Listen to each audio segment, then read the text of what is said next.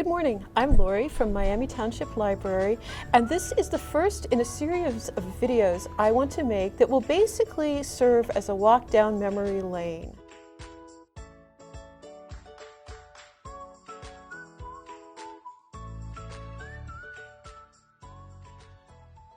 What I'm going to do is recreate some recipes from this 1955 edition of the Better Homes and Gardens Children's Cookbook. I loved making things from this cookbook as a child, but I haven't used it since about 1967. My goal is to find out whether these recipes still seem tasty, fun, and as easy and safe as I remember them. And today we're going to make something called super soup.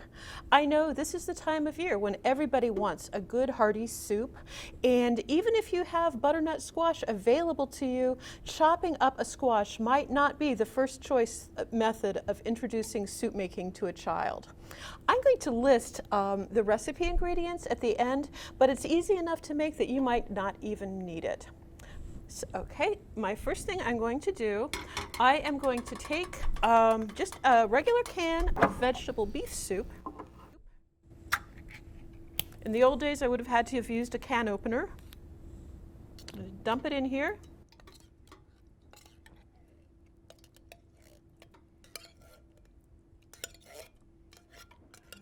Okay. Now, put my spoon down. I'm going to take a can of cream of chicken soup. If you are at all concerned about sodium, try the low sodium varieties of these. These are absolutely not sodium free. Delicious though, but not sodium free. Okay. All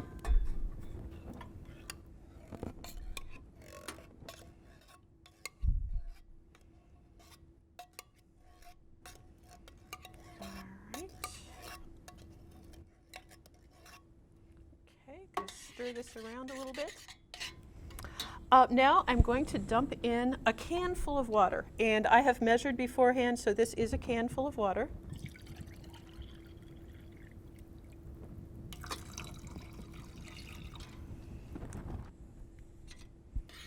All right.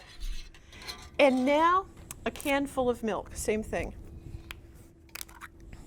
No scary knives involved with this recipe.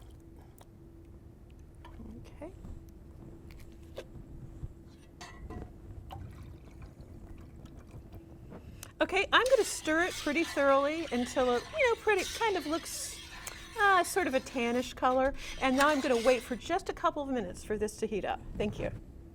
And here we are. You can see that the soup has started to steam a little bit. It's a little bit simmery. Absolutely, you don't want it to boil. I feel like this is interesting that this is the 1955 edition and this is the 2012 edition, and there really are some differences. Here, this is described as being for hostesses and only hostesses. Here, boys are allowed to cook too. In 1955, I'm sure blenders existed, but the cookbook didn't count on anyone actually owning a blender.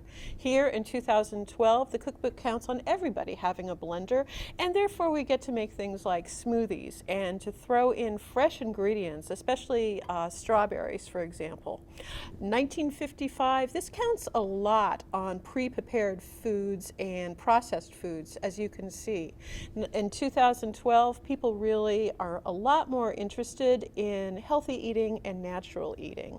And so those are just some of the differences. It's very interesting to look at these cookbooks. We have a lot of kids' cookbooks in the library that you can take a look at if you're interested. So anyway, I am going to start dipping this soup into my bowl.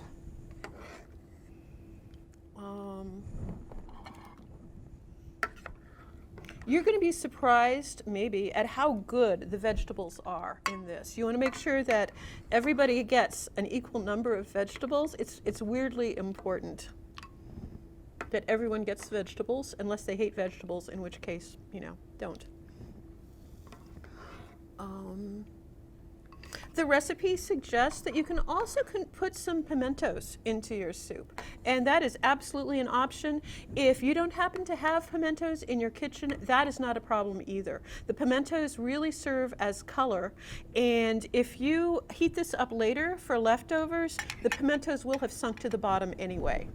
The parsley is a good addition, though. It's also mostly for color, but I'm thinking that most people have parsley in their kitchen, whereas maybe you're like me and you have no idea where to even find pimentos in a grocery store.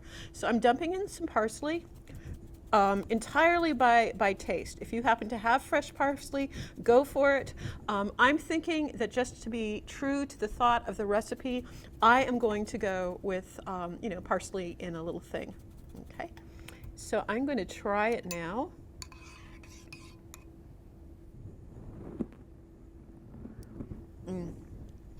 It's really good.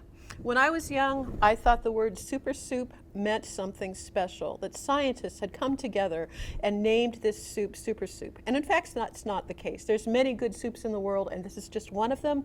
However, it really is very good. And I hope you will try it. It's great fun for young and old. Thank you, anyway, for joining me today. If you would like to see more programs from Clermont County Public Library, please do subscribe to our YouTube channel. Also, visit our catalog on the website to check out some of our great cookbooks and try other recipes. Thank you.